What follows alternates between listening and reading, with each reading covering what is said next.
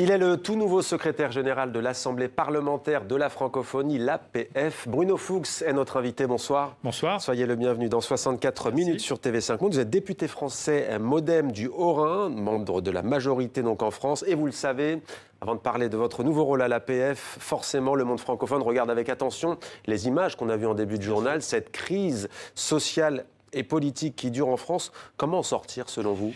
On ne peut en sortir qu'avec le dialogue et la discussion. Donc il faut renouer le dialogue avec une grande partie de la population qui ne veut pas de ce texte, qui ne connaît pas bien, mais qui n'en veut pas. Le message est clair.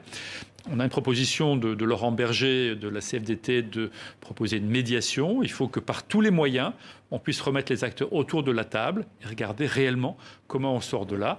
Et réellement, quand on lira ce texte, quand on verra le contenu de ce texte, on verra qu'il y a pas mal d'avancées qui sont positives. Depuis 3 mois, monsieur le député, les Français commencent à le connaître tout de même, je trouve cette précision. Mais le MoDem courant, la famille à laquelle vous appartenez, pour cette médiation bien sûr, proposée par Laurent Berger, mais aussi la CGT de Philippe Martinez.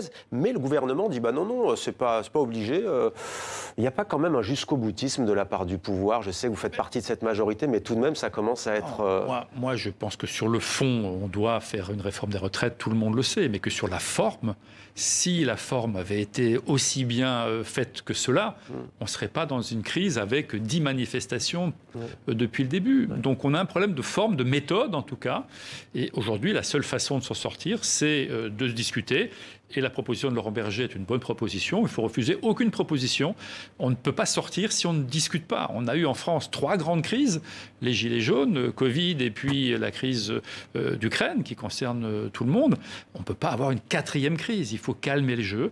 Il faut qu'on se mette autour de la table. Et une fois qu'on pourra à nouveau se parler, je pense qu'on verra que dans le texte, il y a pas mal d'éléments qui pourraient plaire à beaucoup d'organisations syndicales. Voilà pour cette impasse donc, qui dure depuis près de 3 mois. On en vient à votre nouveau rôle de secrétaire général de l'Assemblée parlementaire de la francophonie. La francophonie ne séduit plus, redoublons d'efforts. Alors ça, c'est la tribune, le titre de la tribune que vous avez publié dès le lendemain de votre élection, c'était la semaine dernière, le vendredi. Pourquoi ne séduit-elle plus la francophonie? Alors, d'abord, elle attire encore un certain nombre d'acteurs. Nous, à l'APF, on a des nouveaux adhérents qui sont arrivés, le Monténégro, le Kosovo, on a de nouveaux adhérents qui veulent venir, l'Angola, le Val d'Aoste, l'Italie également. Donc, l'Ukraine, l'Ukraine la Rada va arriver effectivement au mois de juillet. Donc, on est une organisation, l'institution attire.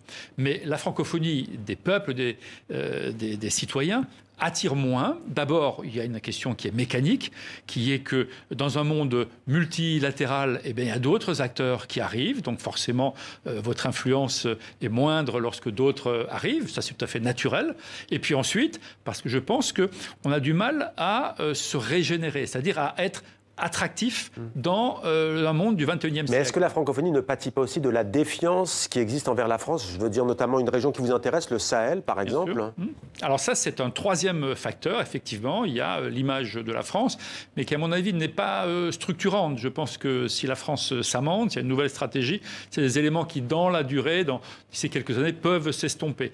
La question la plus importante pour le monde francophone, c'est de dire, comme ça que je peux la formuler, comment un jeune aujourd'hui à Phnom Penh ou à Kinshasa, en se levant le matin, a envie d'apprendre le français, a envie de se projeter dans un monde francophone. Donc il faut réenchanter ce monde francophone. Et aujourd'hui, c'est vrai qu'on parle beaucoup du passé, on parle beaucoup de l'histoire, de la culture, de la langue, on parle beaucoup de la gouvernance, la démocratie, l'état de droit, la vision multilatérale. Je pense qu'il faut inventer un 3e étage de la francophonie qui correspond aux attentes de la jeunesse aujourd'hui. Bruno Fuchs, il y a quand même une phrase, moi, qui m'interpellait. Vous déplorez aussi que la francophonie ne soit plus considérée comme un levier de l'influence de la France, mais est-ce vraiment sa vocation? C'est parfois ce qui est justement mal vu. Oui, après chaque pays utilise, en tout cas, ou dans la francophonie, utilise la francophonie à des fins aussi de son propre levier, pays.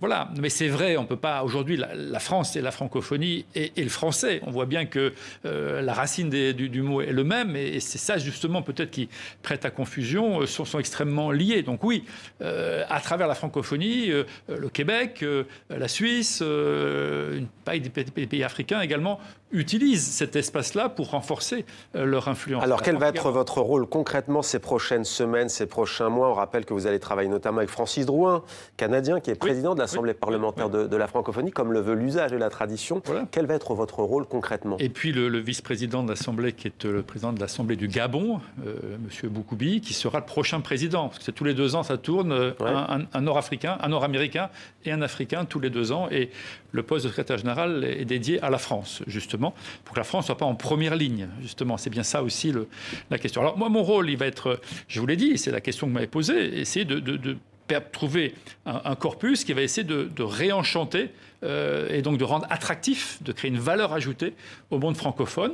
On va le faire en faisant de la diplomatie parlementaire pour les parlementaires, sur les grands terrains d'opération, pour essayer de renouer les liens avec un certain nombre de pays qui quittent ou qui prennent de leur distance vis-à-vis du monde francophone.